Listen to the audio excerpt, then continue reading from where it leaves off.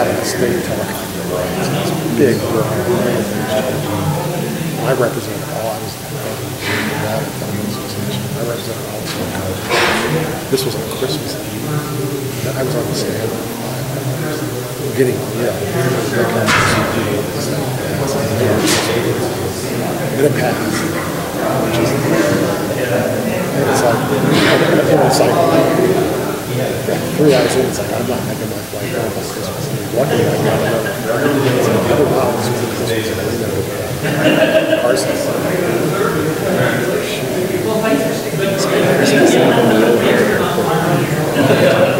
It's supposed to fly out like one of the last Christmas, the 23rd. I've had a few Thanksgiving flights bombed out, but I just went home. It's like, I'm just not going to. Well, I was living in Charleston, so me and my buddy were going to Chicago, and then I flew out to Chicago, and so I was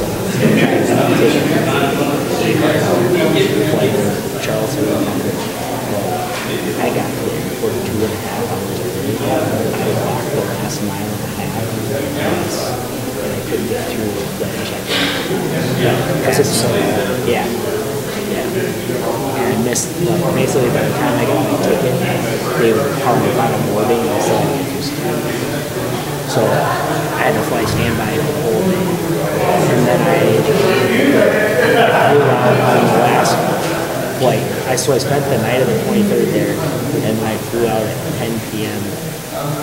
on a different airline to get to Super Bowl. I said that. Level 24. Yeah.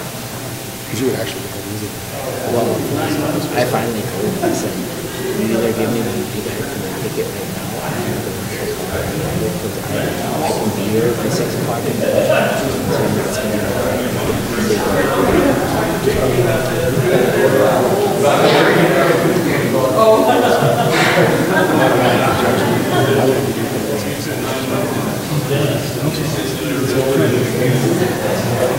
You can tell me.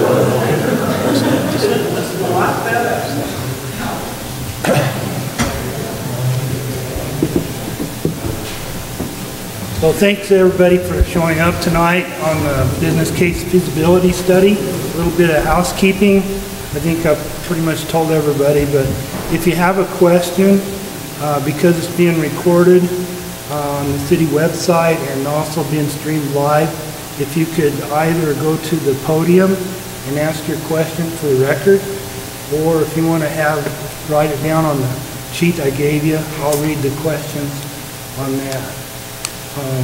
We would just like to make sure everybody's heard. This is pretty informal, so if you have questions, kind of work your way through this. A little history on how we got to where we are today.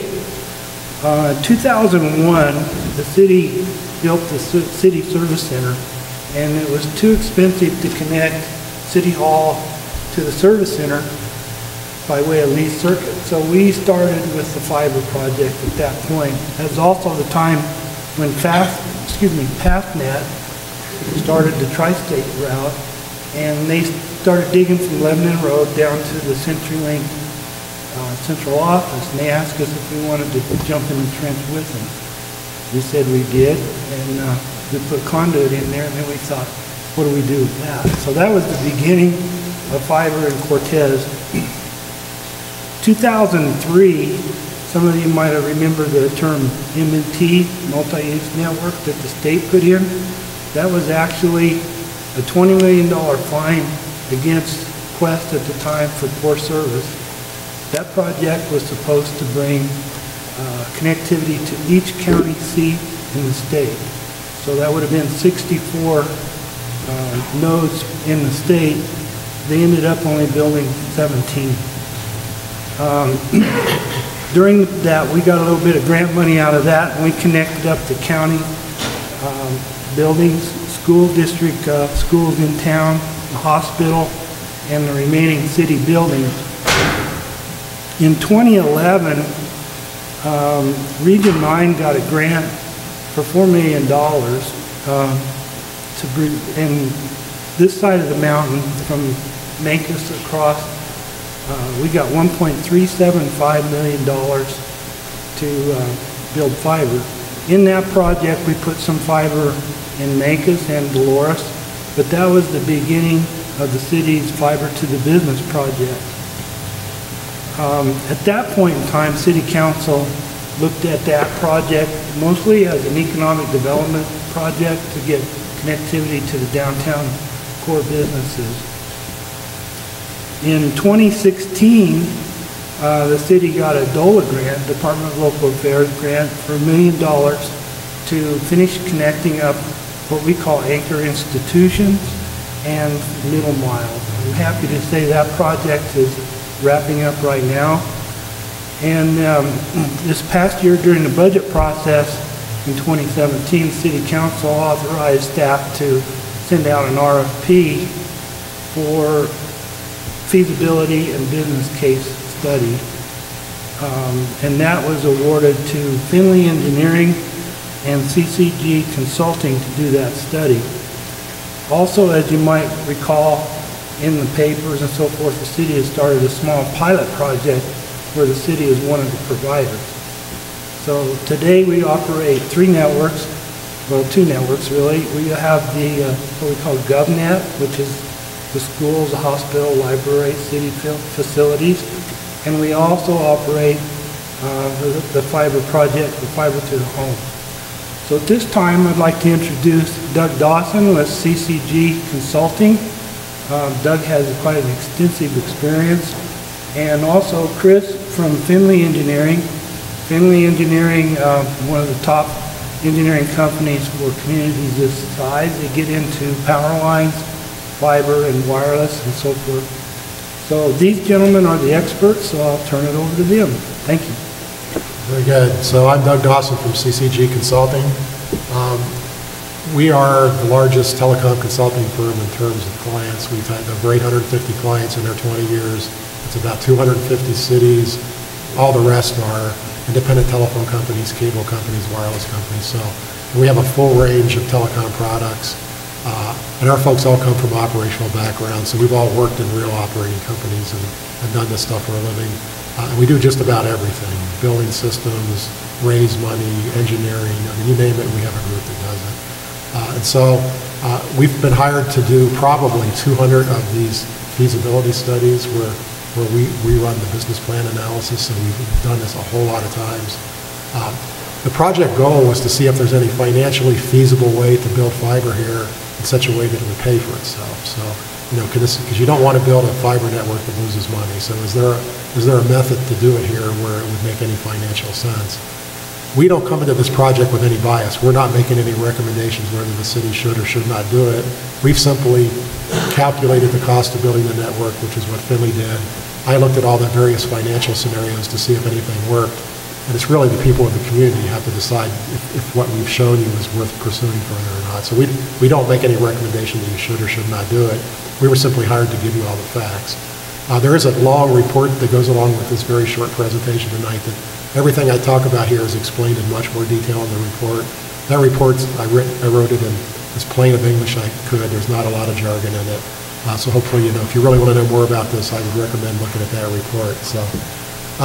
So here's what the feasibility study did. Chris will talk about the engineering design for fiber everywhere in the city. We also asked the citizens of the community to take a speed test. We wanted to see if people were actually getting the speeds that they're paying for. We also asked for customer bills, and we got quite a few of them. We wanted to see what people were really paying for broadband and the other services.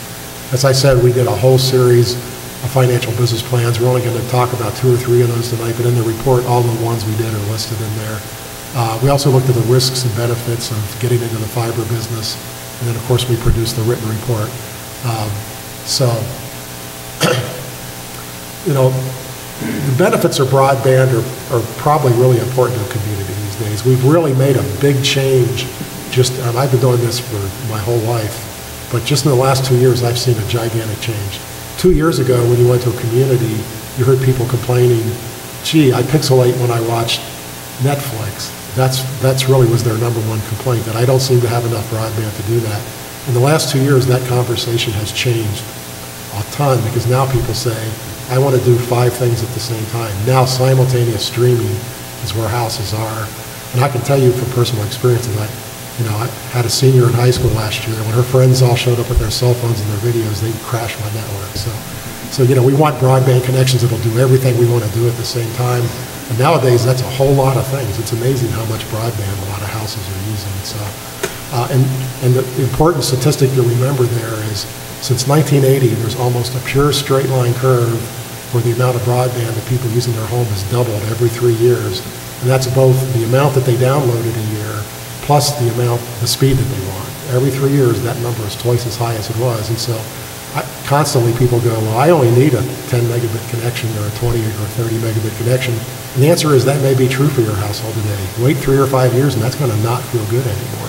We've seen it over and over our entire life. It's just like having to buy a new computer every 3 years. It just simply is inadequate in the future. So, and that curve is just mind-boggling fast. It sneaks up on network engineers who design these networks just as much as it does to the public. It's a mind-boggling increase. You build a better network and somebody finds something to fill it up is what happens. And so you know, the benefits of broadband are big. Expanding customer choice. You know, the more providers you have in town, the more competition you have on price. You know, the more different products you can buy. That's really important, and I'll talk later about why that's so important. The digital divide is becoming a huge issue because in every community there's a lot of households with school kids who cannot afford broadband. And so cities in particular, are looking at networks to try to solve that problem. And interestingly, in one of the scenarios I looked at today, we actually have a potential solution for that. That's going to come later in the presentation, but that's something that everybody tries to find a solution for. Education is big. I mean, school kids cannot, we know by now there's been a ton of studies that show kids without broadband underperform kids with broadband at home. It's simply a proven fact. Everybody has broadband needs for their homework, and if you don't have a computer or a broadband connection to your house, you fall behind and you never catch up again. Those kids drop out faster. They simply underachieve. They don't go to college as much, and broadband is the deciding factor. And that's normally an issue of cost. I mean, the houses can't afford it. So economic development is really a huge issue, but economic development's not what it used to be. Cities used to say, I built an industrial park and I'm going to use my fiber to bring a factory here because that's going to bring 100 jobs, and that's what everybody tried to do. You're not getting any more factories. The United States has lost 60,000 factories in the last 12 years, and they're still continuing to lose at that rate. And even if they come, I have a client in Oregon who attracted a new factory, and they were all, or in North Carolina. They were absolutely excited about it. Once they built the factory, it had 15 employees because everything was done with robots. Factories just don't bring the jobs anymore. That's just not what people are building in these rural communities anymore. So economic development now is, you know, the next bullet point says working at home. That's actually the #1 place that we see people focusing on, because if you get 15 high-paid people to move to town to work out of their houses, they might be the highest paid people in the community, and that's the same as getting a good factory here as far as the impact on the community. And so one of my clients in Oregon, their entire economic development effort is about an hour and a half away is Portland. The whole area, including where they're at, is very big into agricultural broadband research. And so they go down to all the broadband meetings and they go to the young guys who are just having their families and go, we have gigabit connections out in the country, and our house prices are 1/3 of what they are here in Portland. And by the way, you don't have gigabit in Portland than we do. And they're starting to talk them into moving out there, and they are moving out there. They're starting to get folks show up and go out and live in the cheap areas, and they're loving it because it's got all the same kind of amenities that you have here. No traffic, wide open spaces, cheaper housing. It's just, you know, for people in cities, a lot of folks are really looking for that.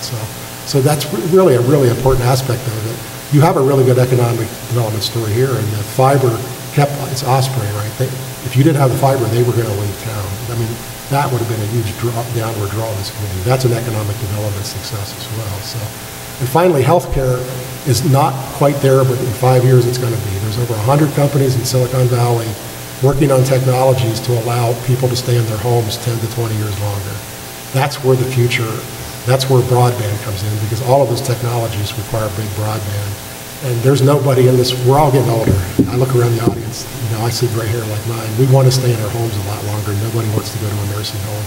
So the technologies that are going to allow us to do that, it's probably at the top of all of our checklists. Like, yeah, we sure want that. And you can't do that without really good broadband. You're not going to do that on a 5 megabit CenturyLink DSL line. It's not going to work. So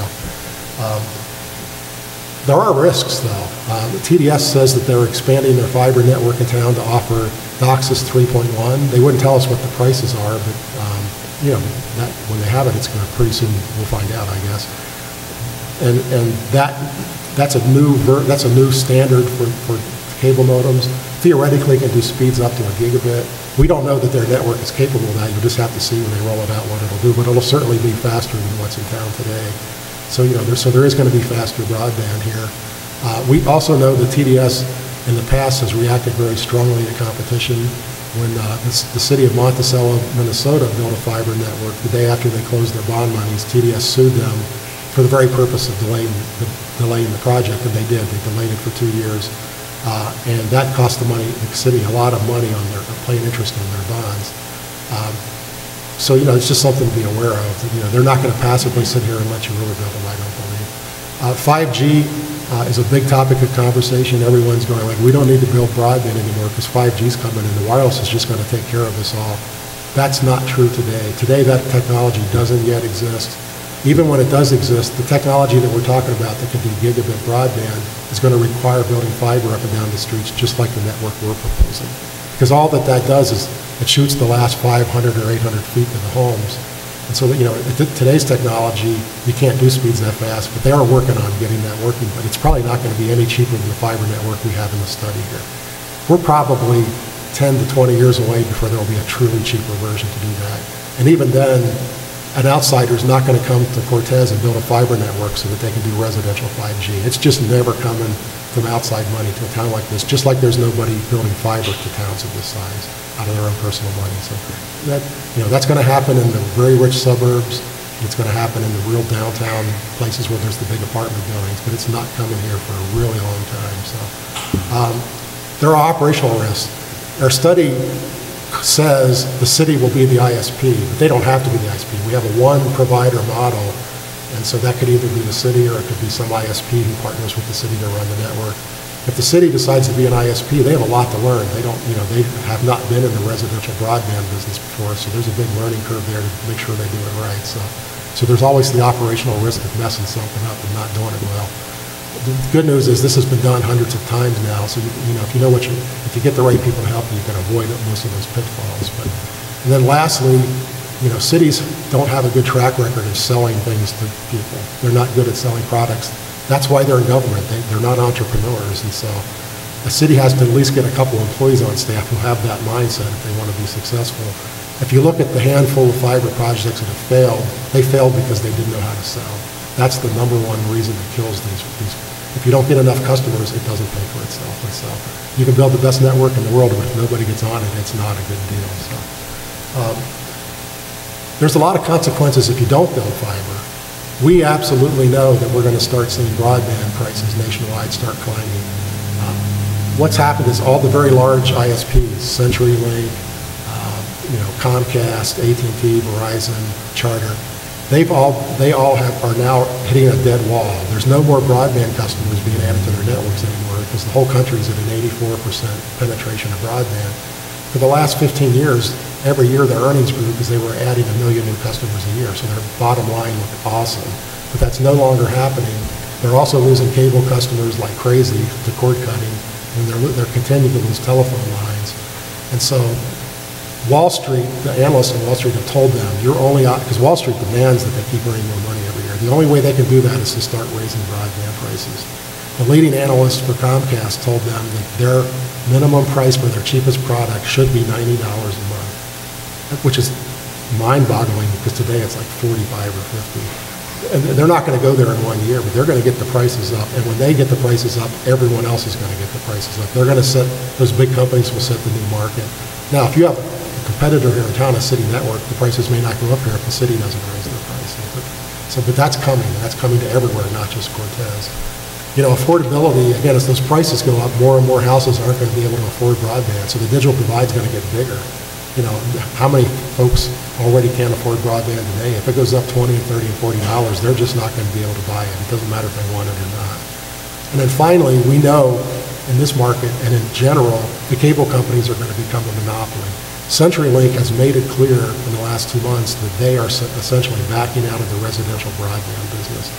Their company got merged with Level 3, who's the very largest business seller in the country, and they're taking their entire company and turning it to focus on business opportunities because it makes a lot more money.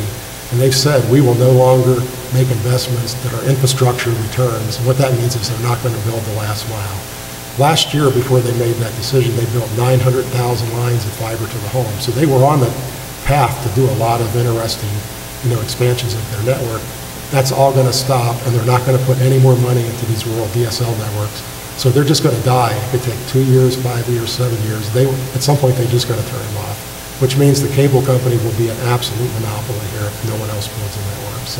So those trends are coming, and there's really nothing you can do to stop it. Building a network actually is one solution to all three of those issues. And now I'm going to hand it over to Chris to talk about the network design. Hello, my name is Chris with Finley Engineering.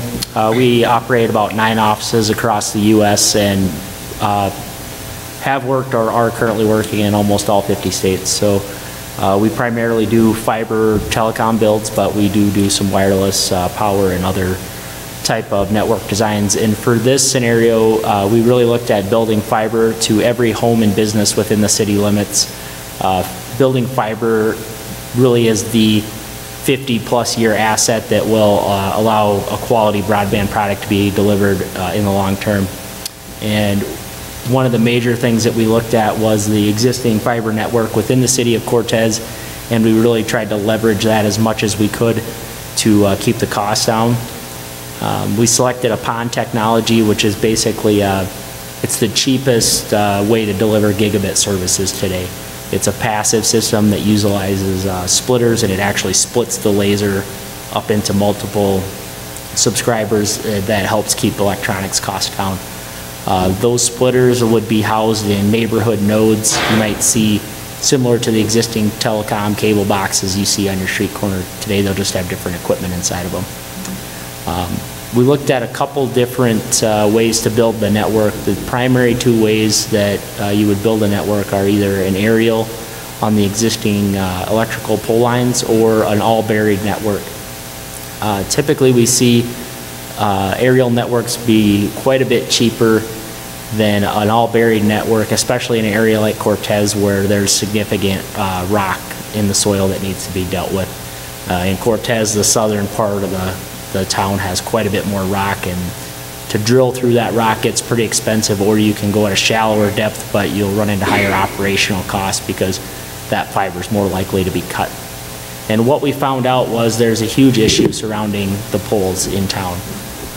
When we priced out an all aerial and an all buried network, it was almost dead even, and that's very unusual for a town of this size. And what's really driving that issue is what's called make-ready costs. So there are national electric safety codes that have to be adhered to with regard to how close telecommunications lines can be spaced from a power line, what certifications you have to work on those lines, and then how much ground clearance is required from the lines to the ground for public safety.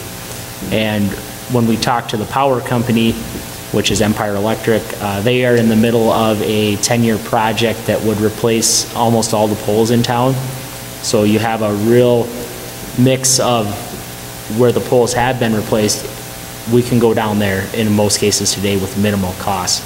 But where that work has not been done, there's a lot of costs to move attachments around, and in many cases those poles are not suitable to add another attacher, so they would have to be replaced either because of structural or height concerns.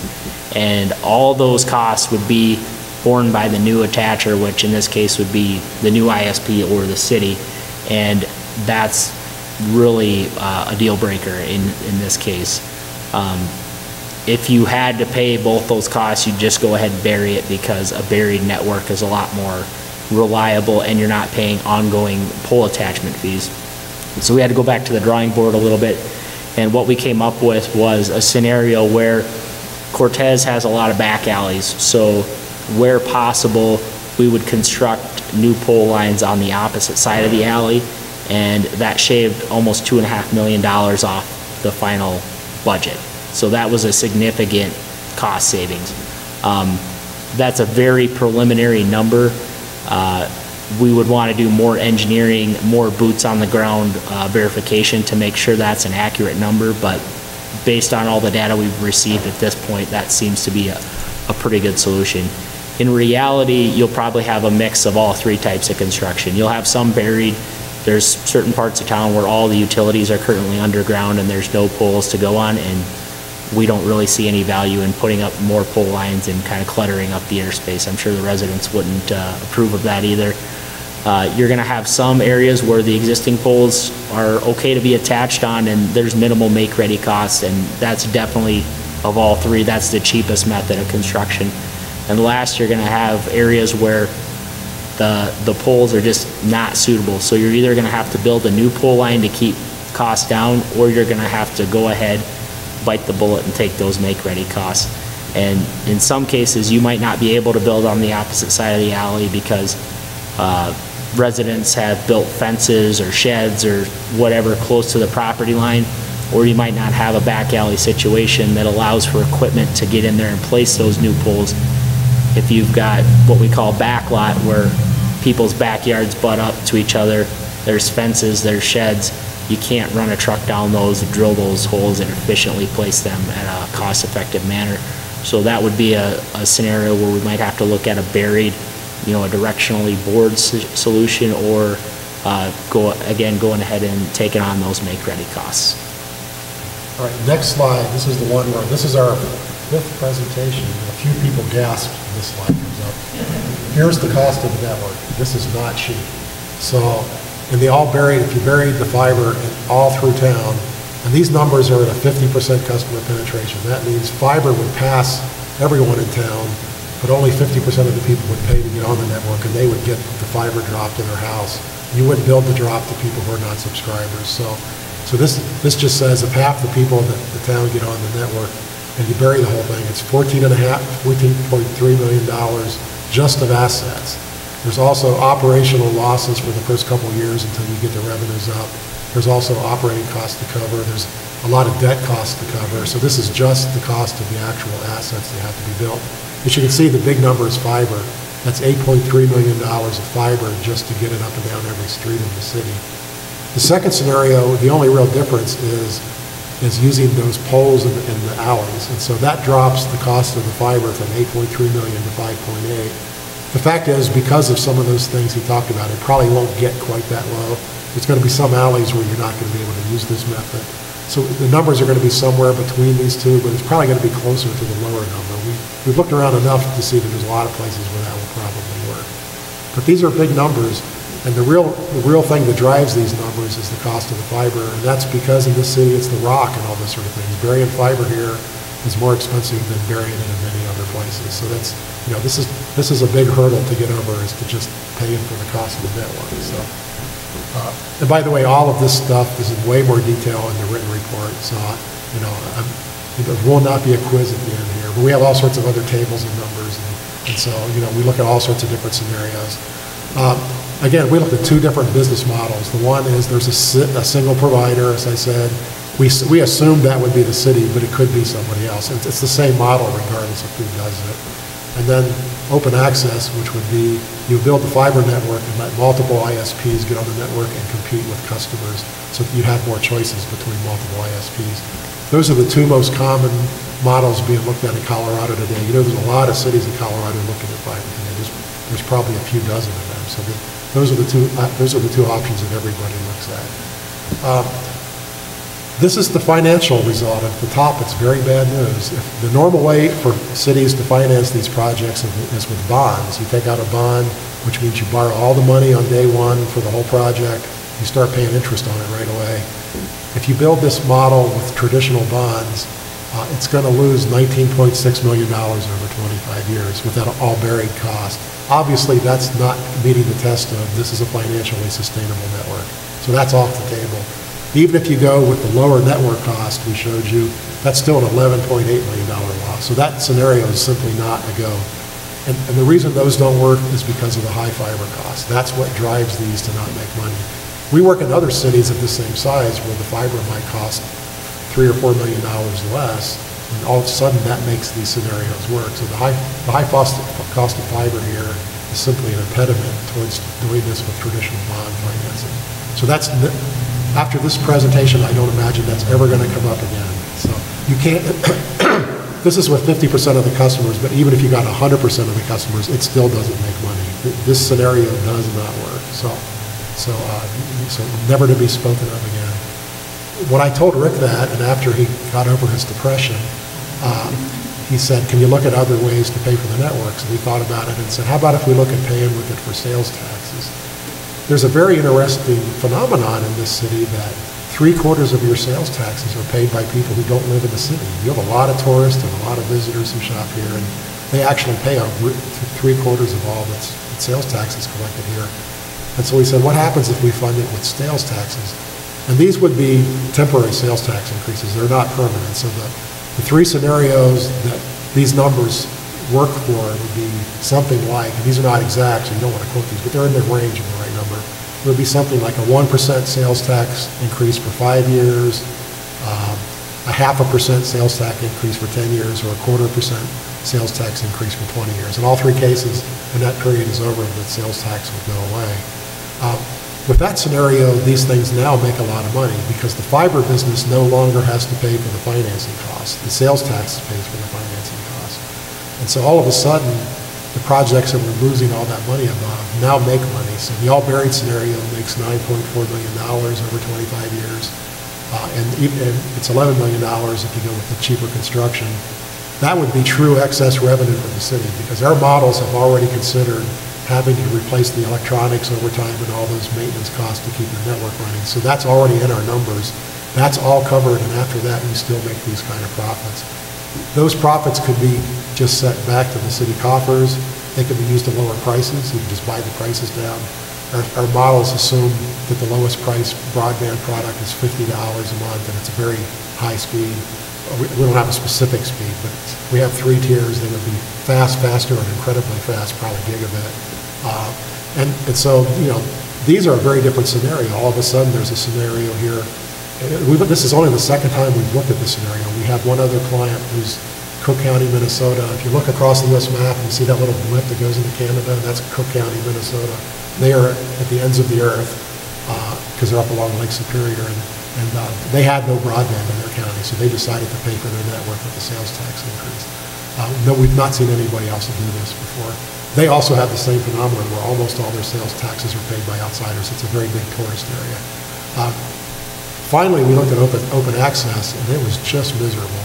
It loses $15 million more than the top scenarios. So you take the $19 million, it loses $34 million over 25 years. That's obviously not going to work either.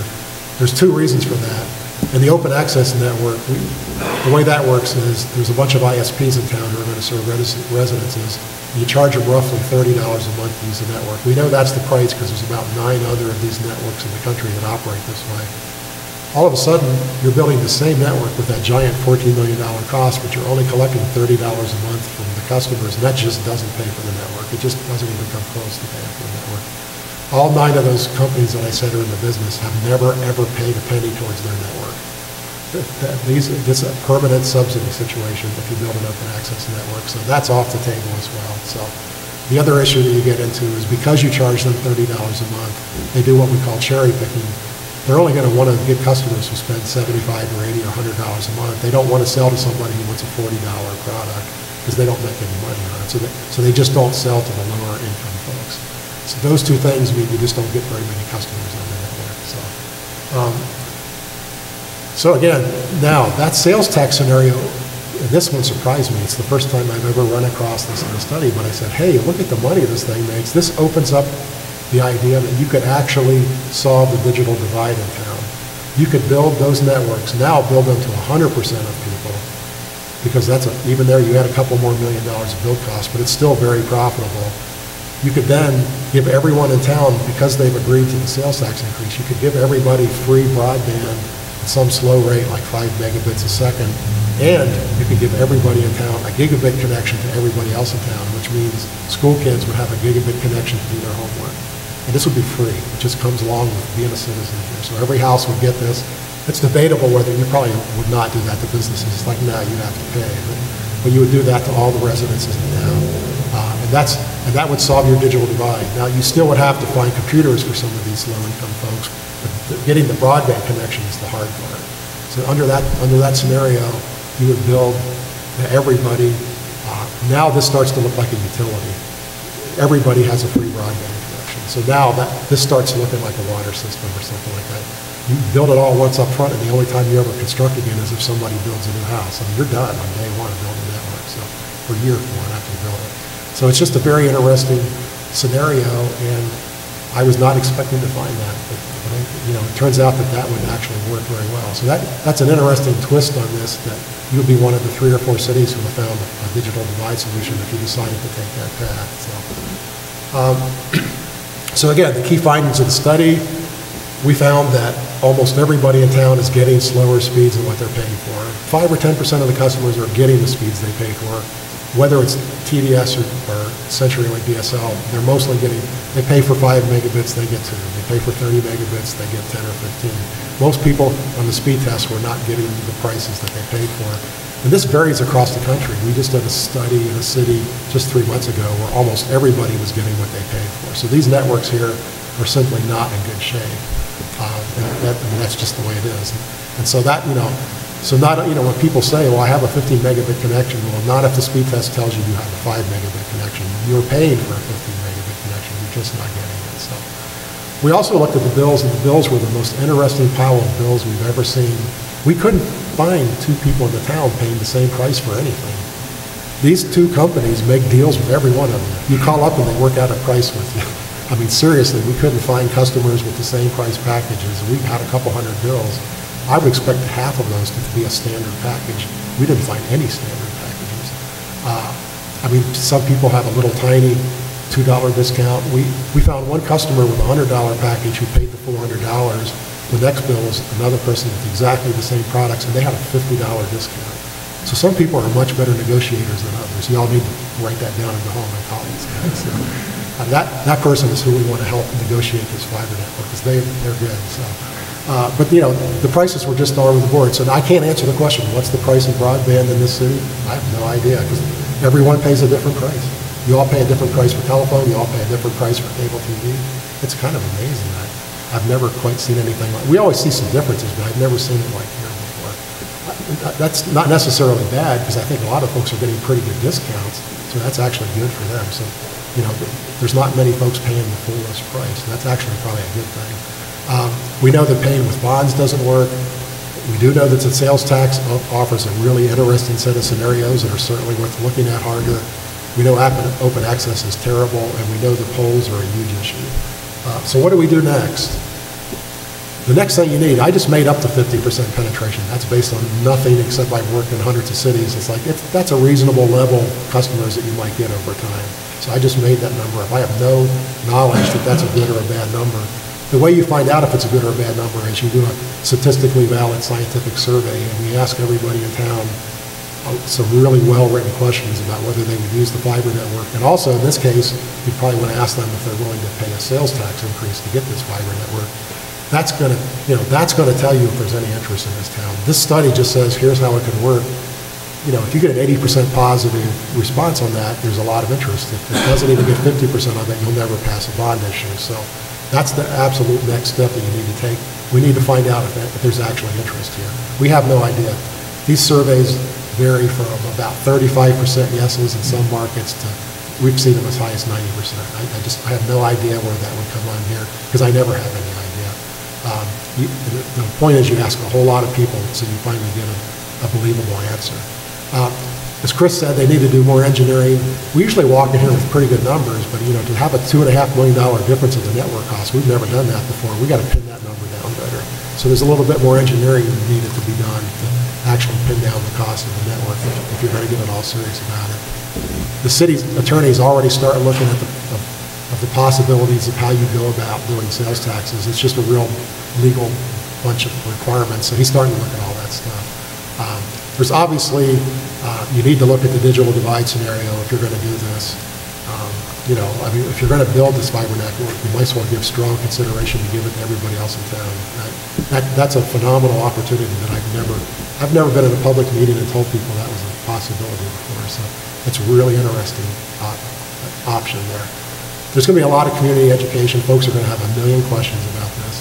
It happens in every town. You're going to want to put stuff on the website and probably get a citizens group going who are pro-broadband, who will help answer questions and all that sort of stuff. So there's a real standard sort of education process that cities go under once they get serious about looking at this, assuming that you want to get serious and look at this. If the city is going to be the ISP, then they have to get busy and figure out how to do that. They have to learn how to be a fiber business. So there's a whole lot of things for them to learn to do that. All cities are capable of it, but not everybody's good at it. So we've got to make sure they do enough work to figure out how to do it right. So, and then finally, there are possible partnerships. I mean, you might, rather than the city be the ISP, you might find another ISP in the area who you would trust to run the network. If that's what you prefer, many cities don't want to touch these networks. So, that's a very valid thing to look at. And there's dozens of ways to put partnerships together. So you start those discussions with these folks and see if there's some meeting of the minds so that you have more options than just the city doing it. So that's sort of all the immediate next steps. If it goes past that and you have a really high survey result and you want to move forward, then there's a whole other list of things you do after that. But this gets you up to deciding whether this even makes sense. Right now, we've not said it makes sense or doesn't make sense, because it really depends on how many people in the city want to do this. So, I mean, that's by far the most deciding factor. So that's the end of our presentation. I'm open to questions, and you have to run up to the podium. So.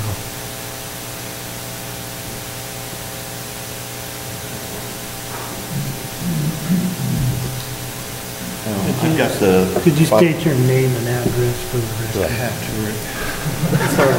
I'm Mark Drudge. I live at 2210 Tucker Lane in Cortez, Colorado, 81321. I've got the fiber hooked up at my home, and I love it. I think the city should pursue it. It's light years ahead of what I've had before. But you talked about the marketing of it, and do you find, because to me, it seems like so far, I've talked to people who have it in front of the fiber runs in front of their house, and I encourage them to tie into it, and they really don't understand. And they don't understand the value of it. And do you find that that's kind of a key holdback in communities? Because you talked about that, and you said lots of meetings and lots of questions from the community, because I think so far, and this isn't just kind of a general thing, I think it's been poorly presented because it is kind of it's simple, but it's complex, and so people don't understand it. But is that kind of a detriment, or that where you've seen if this is where marketing? This is where I expect you to be right now. This is really the first time the city looked at serving residences, and so no one's really talked about this before. So of course there's no understanding of it. So far, you must be one of the folks on the trial, right? Yeah. So I don't know how they found you, but they only want to do a handful of people. I saw the fiber in front of the house and went trotting over. You said, hey. That's how I got fiber in Maryland. So, the answer is, it's two things. It's the community education to start talking about why you want fiber. And this study is the very first step. Get this report online, start talking about it to folks. The survey is going to get a lot of people stood up to talk about it, especially once the results come out. But then you do have to answer a lot of questions. That's still not sales. That's just education. When it's finally time to sell, you've got to hire professional marketing people, either external or internal employees, who go out and knock on people's door and say, hey, I have fiber at your house. Here's why you want it. Just like selling anything. That's the only way to do it. You can't passively market. You can't just do a website and go, the city has fiber now, please come sign up. Because if you do that, you'll get 20% of the people in town. One of my clients has now been it's a municipality in Oregon. They've been in the business now for 10 years. They now have 85% of the people in town. The way they did that is they went out and visited the people who didn't have fiber twice a year now for the past 10 years. They wore them down.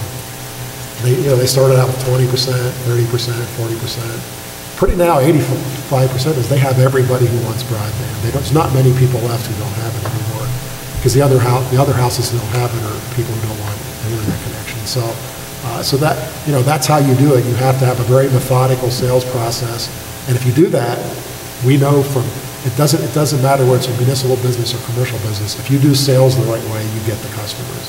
The sales process is tell people what you got, explain why that's good for them. Now, sales would be a whole lot easier if your model is, I'm going to give everybody a free connection, because I think they would get that. Like, we're here to put your free connection. That's a whole different scenario. So that changes the marketing model, but you still want folks, you're going to get, in that model, the internet connection will still be very slow, some very slow speed, just so it's there for free. But most folks are still going to want a faster internet connection, the same ones who would want it anyway. So you want folks to still actually write a check to you to get a faster speed. So you still have to sell to them. If everyone in town took the free version, there would be no revenue. That doesn't really work very well. You still have to pay for the employees and stuff. So sales is absolutely vital, but it's a tried true method. We know how to make sales work. Again, I got to hear the clients. I've seen people do sales good and sales bad, and we know what works. So, yeah. The city's not ready to do it right now today. You called them, they didn't call you. So. To Mark's point, in 2011, when we started the Fiber to the Business project, you talk to people, why do I need fiber? What's it do for me? Well, we can thank Google for partially educating the public, because nowadays the conversation is, how can I get it? Broadband has become so much more important just in those 7 years. Any other questions? Yeah, if we don't get more questions, this will be the shortest public meeting of all time. Thank you for that study, first of all. That's amazing. I'm a huge proponent of fiber, and I think we should all have it. My name is Thomas Lawrence. I live at 321 South Broadway, number 19. I'm a new addition here, so new in fact I am still moving at this moment. I have had explained to me how this is going to affect me as a taxpayer, if it's going to affect me as a taxpayer. I am a telecommuter. I have TDS. My employer insists on consistent speed, consistent reliability, and because of information security, I always see the word wired. Now, if my employer were the anachronistic type and I needed an affidavit so that I could telecommute using your service, I'm thinking something like that might be available to get more signups, yes? Yes. Outstanding. What timeline are we looking at? If we decide to go with this is a fantastic idea. We're all head up, but what is the realistic date that this project might be complete if started, say, sometime this year? Right now, it's too early to say, because the first steps are for the city to decide they want to do it. And there's no way to predict how long that can take. So I assume that if enough of you yell at them, that won't take too long. But they're going to want to see the survey first, and they're going to see revised numbers to know that they can make this thing work. Once they decide to go, then there's a timeline, because this has to go to a ballot initiative. So there's only certain times of the year you can have one of those. So you're going to have to wait for the next open slot of those. But then once you raise the money, you could build this network. If you gave it to everybody, you could build it in 2 years. So the actual construction would not be a long, drawn-out process. You can go slower, but you don't have to. Once you borrow the money, you should just go ahead and build it. So you're probably realistically looking at, if it went as fast as it could possibly go, you're talking 3.5 to 4.5 years before it'll all be finished. You really can't probably go any faster than that, because it is a political decision. There's a lot of getting folks on board and having a referendum and all that sort of stuff. So get on the Citizens Broadband Committee and let them know you're for it. Do that. Can do. Thank you very much.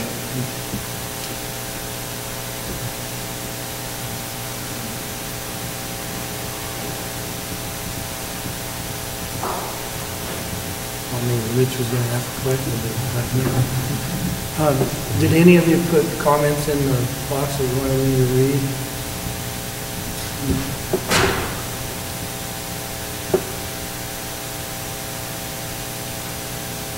Any other questions? Y'all gonna send me home early. We got the experts cornered. I won't let them out of Cortez till tomorrow. So. Well, appreciate your time. I certainly hope that our discussion answered some of your basic questions. The report's going to answer a ton more. If you're really interested in it, it's not a bad read. It's kind of hard to read a 100-page report anytime, but I hope that I try to write it for you all, not for technical people. So hopefully it's readable.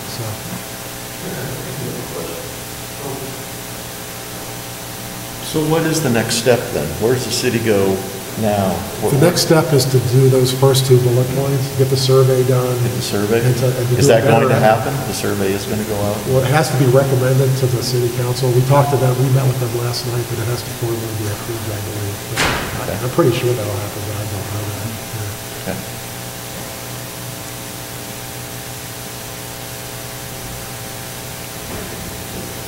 Okay, well, thanks, everybody. Is there any written questions?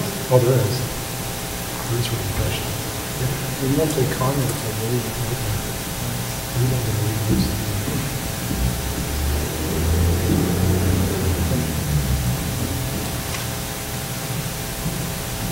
I'll just read some of these comments. Broadband internet service is a fundamental utility just like gas, electric, water, and sewer. It is essential for commerce, major businesses, education, and key decisions for businesses and families to locate to Cortez. TDS Cable and CenturyLink have failed to provide the community the quality of service required.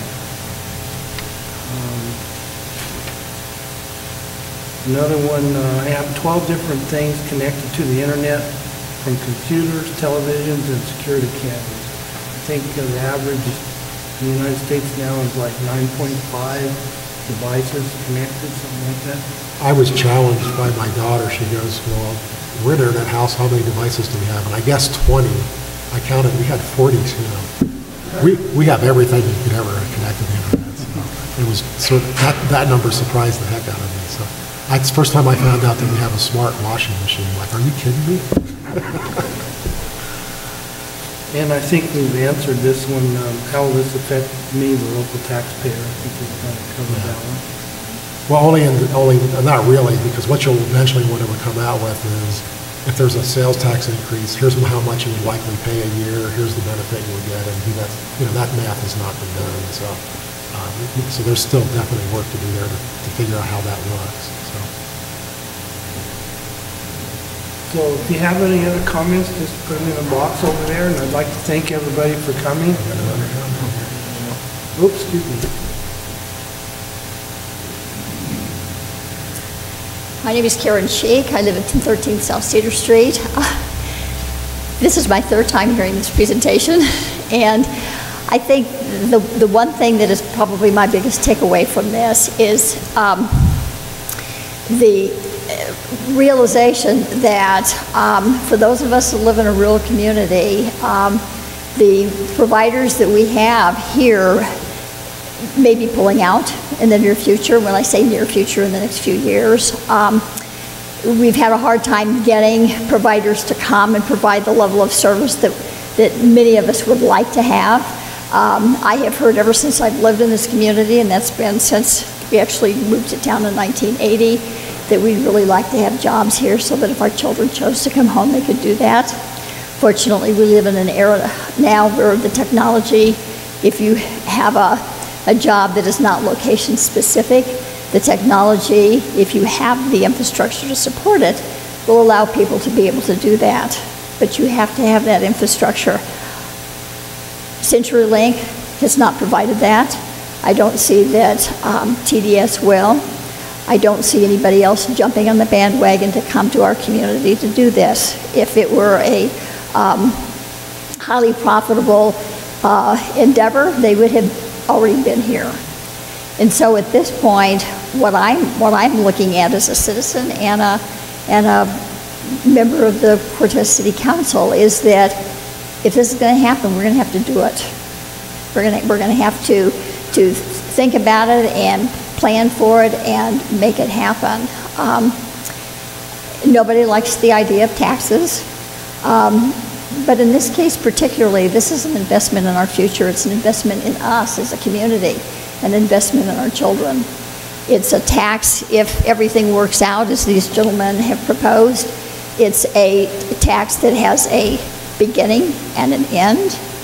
And once we finish paying for the tax, we have the infrastructure. And we're looking at a system that will take us into the future rather than just providing for a current and immediate need. So I would encourage you, this is something that those of you that live within the city limits, you're the ones that would be able to vote for this. If you're interested, if you think that it's important, if you think that this is something that we as a community need, dare I say deserve to have, then it's going to be really important for you to visit with your family and your friends and tell those of us that are in city council how you feel. Because if there seems to be little or no interest, there's a good chance that this could die. And I think that this community will be in a worse place if that happens. You need to ask questions. If there's something that you don't understand, Rick is always available. And let us know what your feelings are. If you've got suggestions for how we might proceed on this, we're open to that as well. But this is really an important time for you to be involved and proactive, because what we choose to do in the next 2 to 3 to 4 years could have a really profound impact on what happens in this community in the future. Thanks.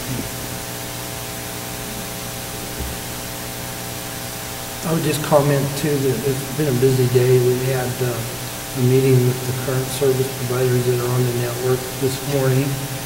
We met with city staff at noon to kind of go over some of the challenges of providing a network like this.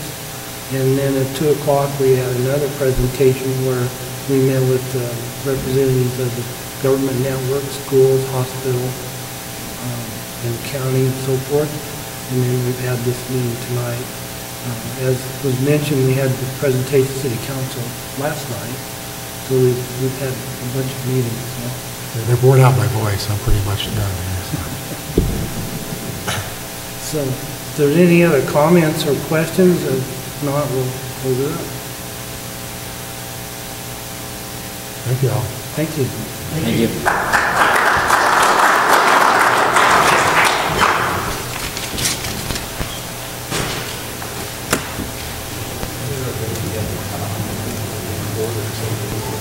We're going to put it online. Yes, I have a comment. We're going to put it on.